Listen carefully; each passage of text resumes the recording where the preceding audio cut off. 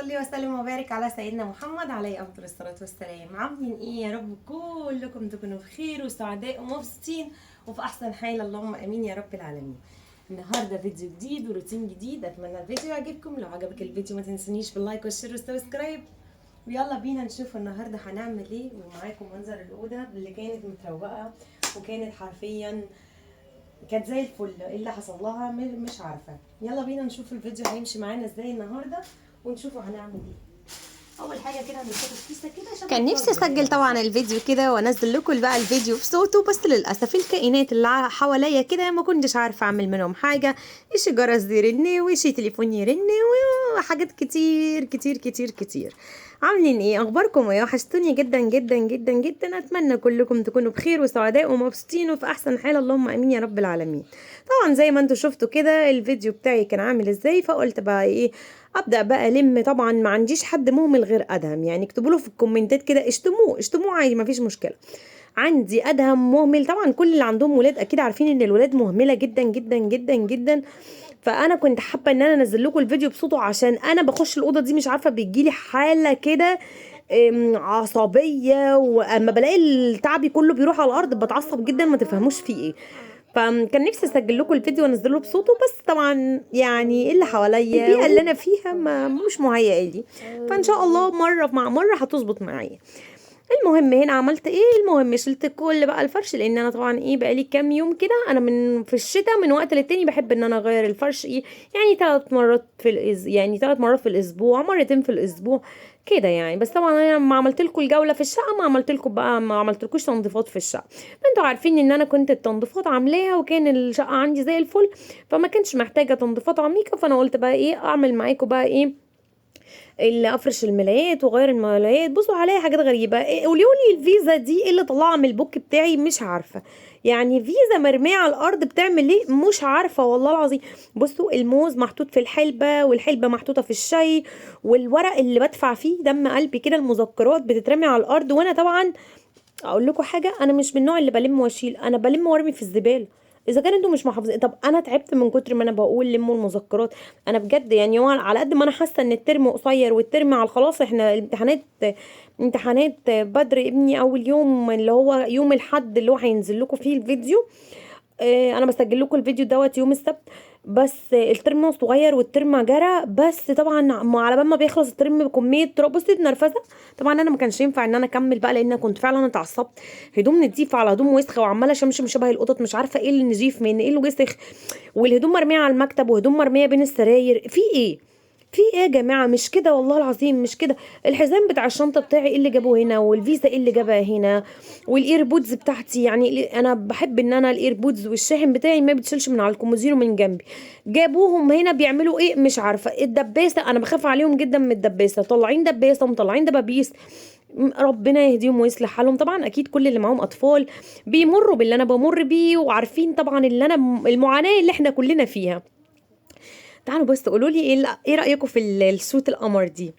يعني انا قلت كده ايه، انا ما بلبس السوتات، بس بقى طبعا ان انا جبتها كده عشان ان انا انزل بيها طبعا تحت، لان انتوا مش متخيلين منظر المنطقه اللي انا ساكنه فيها. الشتاء مبهدل الدنيا. طبعا بص القربوط، يعني الاتنين جايبينهم هنا مش عارفين يعني وانا برمي في الزباله. يعني ربنا يهديهم. والفلاشات والله مش عارفه الصبيان دول حاجه مقرفه، حاجه مقرفه. ربنا يهديهم ويصلح حالهم. والله انا بقول لكم بخش هنا الاوضه بيركبني كده الجنونه بتطلع، بفضل اصوت. عشان كده انا ما رضيتش اوتركم معايا وما رضيتش اديكم طاقه سلبيه، مع اني كنت بادئه الفيديو كده وانا مبسوطه جدا وعندي انرجي وعندي طاقه ايجابيه كده ومبسوطه جدا، وبادئه الفيديو وانا ايه يعني مودي في العلالي. بس لما شفت المنظر وشفت الهدوم مرميه في كل حته، والشراب دلوقتي هتشوفوه مطلعاه منين، القلم جايباه والله العظيم غالي مرمي كده على الارض ومكسور، والالوان كل الوان في ناحيه. وطبعا الكيس دي كنت جايبه ادهم كان عيد ميلاده امبارح، فكنت جايبه له طقم كده، وكنت جايبه له كام حاجه كده هديه عيد ميلاده يعني. فرمي الكيس على الارض واخر قرف. هنقوله ايه؟ هنقوله ايه؟ ربنا يهدي. طبعا انا لميت كل الهدوم بقى اللي على الارض كده، ورحت جاريه على الغساله عدل، عشان على بال ما اخلص الغسيل وعلى بال ما اخلص اوضه الاطفال يكون الغساله خلصت معايا، واطلع انشر الغسيل معاكم قبل النور ما يقطع. لان زي ما قلت لكم ما رحموناش، يعني مش عارفه ربنا يهديهم. زي ما انا كنت منزله بوست كده على الفيسبوك، قطعوا النور علينا والختم لسه في ايدينا يعني. ان شاء الله ما تنسونيش بقى لو حصل لي حاجه بعد اللي انا بقوله. اختكم، انا بحب الحلاوه بالمكسرات والله، بالفستق بقى كده بالشوكولاته. ما تنسونيش، اختكم مع حبيبتكم. المهم ايه، هنا دخلت بقى على الغسيل، حطيت الغسيل في الغسالة وقلت ايه على الاقل يعني تغسل، لان الغسيل كان كتير قوي. لميت كل الملايات ولميت المفارش، وانتوا عارفين في الشتاء عبال ما الولاد يغيروا ويقلعوا بيقلعوا كوم قد كده، وبيبقى الغسيل تقيل جدا جدا. فانا قلت اخلص منه على بال ما اخلص اوضه الاطفال جوه. وانا بالنسبه لي اوضه الاطفال ما كانتش محتاجه حاجه، بس انتوا زي ما انتوا شفتوا في الاول، هي شويه هدوم، مجرد ما تلمي شويه الهدوم وتلمي شويه الورق وتلمي شويه الادوات وتلمي شويه اللعب، الدنيا معاكي بتلاقيها زي الفل ومفيش اي حاجه. لو انت عندك شمس وعندك الهوا كده ومفيش شتاء، ممكن تطلعي الفرش بتاعك يتهوى شويه، المخدات تتهوى شويه، البطاطين تتهوى شويه، الشباك انا بفتح عيني قبل ما اخش التويليت كده اعمل روتين في بشرتي، بروح فاتحه الشبابيك كلها. طبعا احنا في شتاء، انا في الصيف كنت بسيب الشبابيك مفتحه، لكن عشان احنا في شتاء والولاد ما يبردوش مني بروح قافله الشبابيك كلها.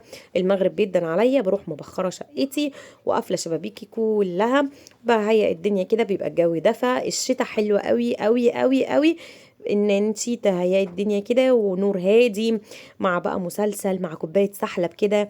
انا كنت عامله لهم بقى ايه، كان الخميس والجمعه انا بحب اعمل الروتين وبعمل التنظيفات دي يوم السبت. يعني انا بسجل لكم، يعني انا كنت مصوره الفيديو ده يوم السبت. بحب ان انا اعمل الروتين الاسبوعي بتاعي بتاع الشقه كلها يوم السبت. ليه؟ هو انا بعمل يوم السبت، بفضل من السبت للسبت الشقه عندي يا دوبك يعني ما بغيرش الفرش غير للضروره القصوى. وطبعا الفتره اللي فاتت انا عمالين يفرقعوا انابيب اقلام على المفروشات ما اقولكوش، لدرجه ان انا جبت اللي هو اللادور ده حلو قوي.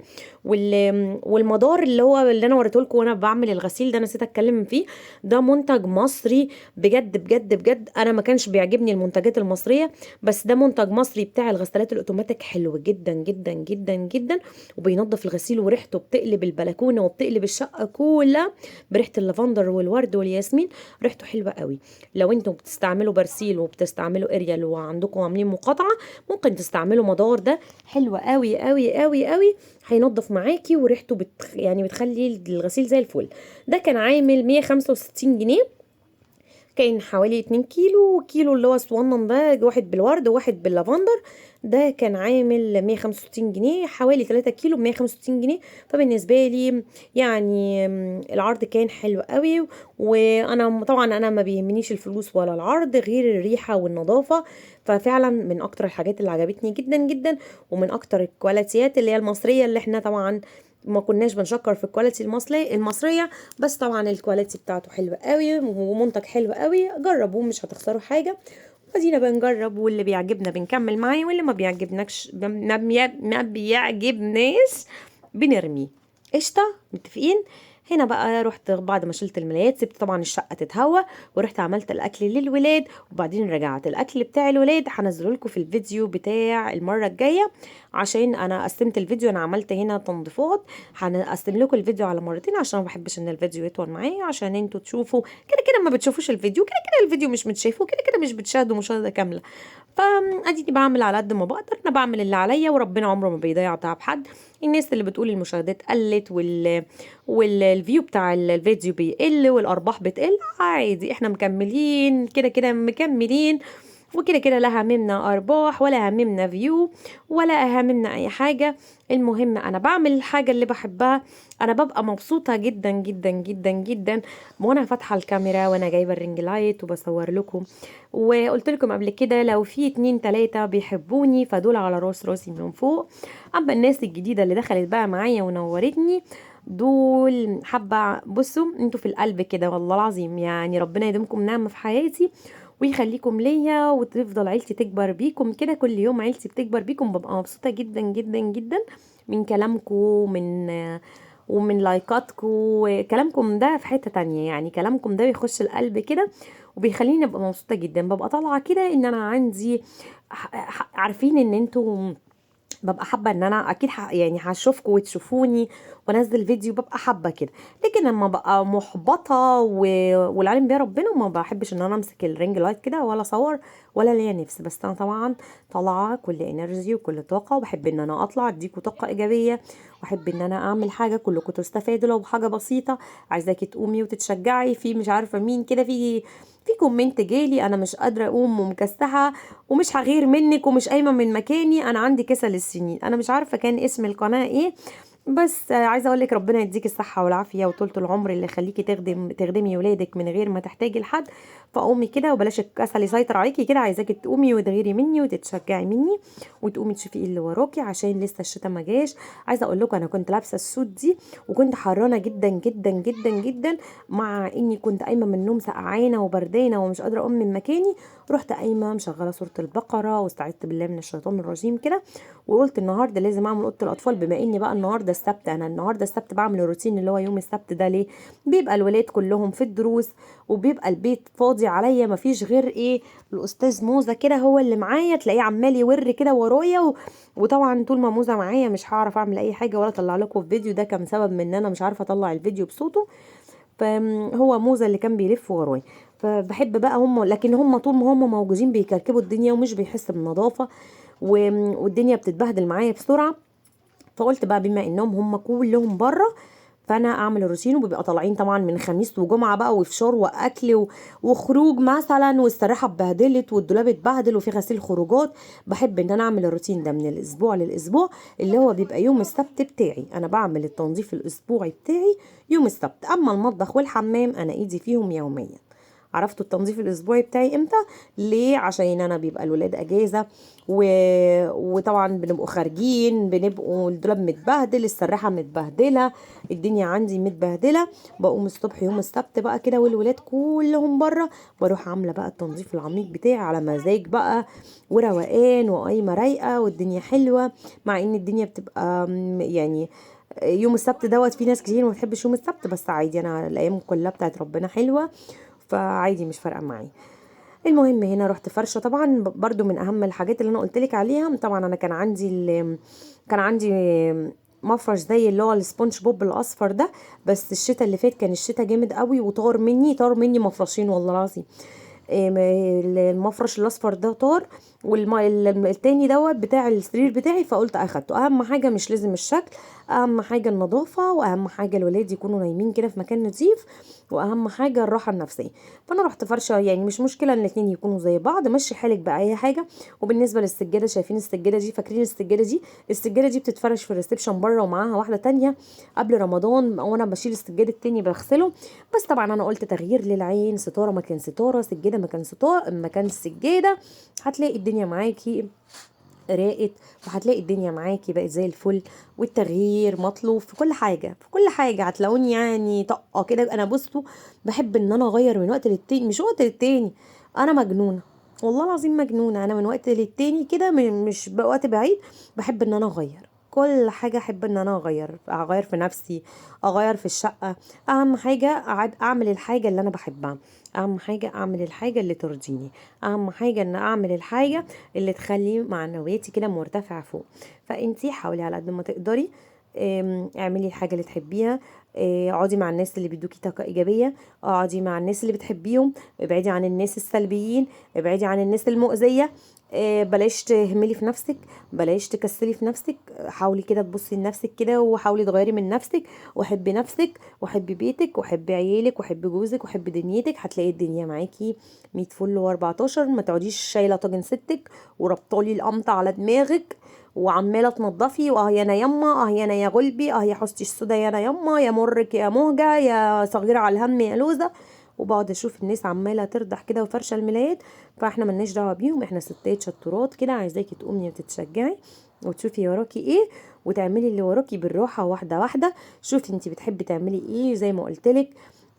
شغلي قرآن، شغلي أغاني، كلمي حد في التليفون، حد يديكي طاقة إيجابية كده، يديكي انرجي. طول ما انت تعبانة ما تخليش التعب يسيطر عليكي. طول ما انت تعبانة وقرفانة ما تعمليش حاجة، عشان هتلاقي ان الموضوع واسع منك خالص، وهتلاقي ان انت بتعملي الحاجة من غير نفس. بصوا بالله عليكم يعني اللي انا بطلعه من قدامكم ده كفيل يسد النفس لوحده. بالله عليك انتوا قولوا لي ايه رايكم. بصوا المنظر، شرابات وجوه واقلام وفيزا و... وايه تاني اكيد انت شوف، وتوك ودباسه وورق مذكرات والبوكليتات بتاعت بدر، مش عارفه في ايه. يعني انا مش عارفه والله العظيم. انا يعني انا كنت متعصبه اصلا، وكانت العفاريت راكباني وانا بعمل الفيديو كده وانا بنظف الاوضه، ودلوقتي وانا بمنتج كده العفاريت بتركبني. اما بشوف المنظر كده وتعبي كده بيروح على الارض وهم مش حاسين بيا ولا حاسين باللي انا فيه، بزعل جدا والله، بزعل جدا، ما تفهموش ايه اللي بيحصل لي. انا عايزه ابقى فكروني ان شاء الله بقى ايه، اشيل اللي هي النبيتي دي عشان انا شفتها دلوقتي، مع اني عندي سجادتين بره في الصاله اللي هم اللون بتاع السجاده دي. عايزه اشيل النبيتي دي واجيب بتاعه السجاده اللي هي الحمراء دي احطها هنا عشان تبقى ماشيه مع الطقم لغايه يعني تنظيفات رمضان ان شاء الله. واحنا بنعمل تنظيفات هنغير بقى الدنيا كلها تاني، ونطلع السجاده دي بره وهنشقلب الدنيا وندخل السجاده جوه ونشوفوا بقى ايه اللي هيتعمل تاني. لان التنظيفات دي احنا بصوا طول ما احنا عايشين وفينا الروح وفينا النفس احنا بننظف واحنا بنعمل ورا اولادنا، وربنا يخليهم لينا ويدينا الصحة والعافية اللي تخلينا نخدم بيوتنا من غير ما نحتاج لحد. ويديكوا الصحة يا رب، ويرزق كل مشتاق بالذرية الصالحة، ويرحم أمواتنا أموات المسلمين أجمعين. اللهم آمين يا رب العالمين. عايزاكم كده تدعوا لي وتدعوا لنفسكم وتحبوا نفسكم وتدعوا لإخواتكم وتتمنوا الخير لبعض. والله العظيم أنا بشوف ناس كارهة نفسها وكارهة غيرها، وربنا اقول ايه، انا بقول ربنا يهديهم ويصلح حالهم، وساعتها اقول ربنا يكرههم في نفسهم كمان وكمان. لان انا ما بشوفش ناس سالكين كده، وما بشوفش ناس بتحب نفسها وبتبقى من جواها. لكن انا ربنا يبعد عننا المنافقين وذو الوجهين، اللهم امين يا رب العالمين. لان كتير احنا بنقابل البشر دول، فربنا يكفينا شرهم ويبعد عنكم وعني وعن كل المسلمين اجمعين كل حاجه وحشه، اللهم امين يا رب العالمين.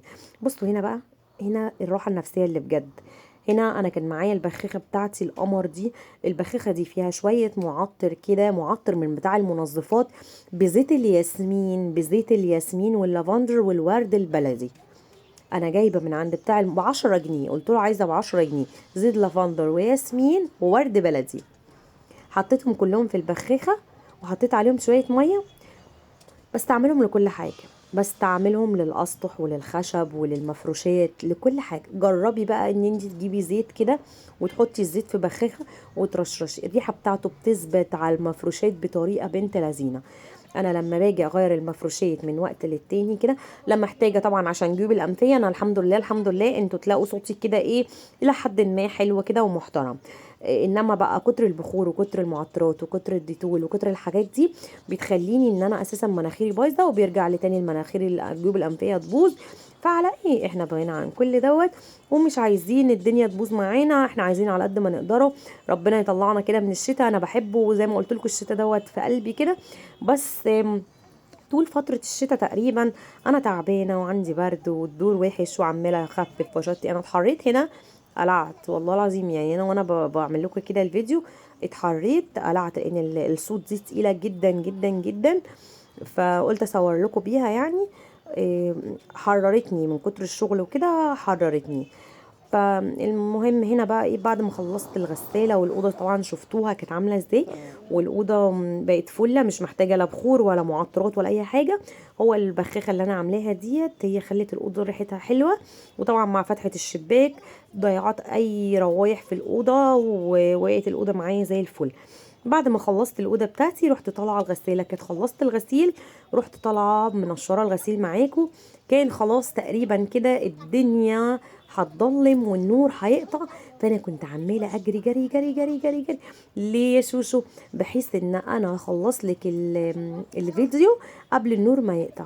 النور بيقطع عندي في وقت ابن لذينه، النور بيقطع عندي من الساعه 5 للساعة 7. هنا بصوا كنت غاسلة الكوتشي بتاع حمزة، بس تقريبا ده عايز مش عارفة، انا ما بحبش ان انا اغسل الكتاشي بالكلور، بس الطينة بتاعت هنا عندنا في المنطقة عمال ماشي يطبش كده في الطينة، فخلى الكوتشي اساسا مش راضي ينضف. فمش عارفه بقى ايه، هغسله بكربونات ومعجون سنين ان شاء الله، هبقى اعمله لكم بقى فيديو تاني. وانا قلت بقى ايه اسيبه كده عشان لو نزل مع باباه وراح مشوار ولا حاجه يلحق ينشف ما يبقاش متطين اكتر يعني. بس بقى ايه لما اعرف ان احنا قاعدين شويه كده حلوين في البيت، هبقى اغسله بقى غسله حلوه، بحيث طبعا انتوا عارفين الحاجه لما بتتغسل دلوقتي وتتغسل على الايد ما بتنشفش بسرعه، واحنا في شتاء اصلا، فاحنا ايه يعني مش هينفع ان انا اغسله واسيبه ينشف دلوقتي. المهم هنا طلعت بقى نشرت الغسيل. انا بقى في الشتاء بحب ان انا انشر كل حته بدبوسين، كل حته بنشرها بدبوسين. ليه؟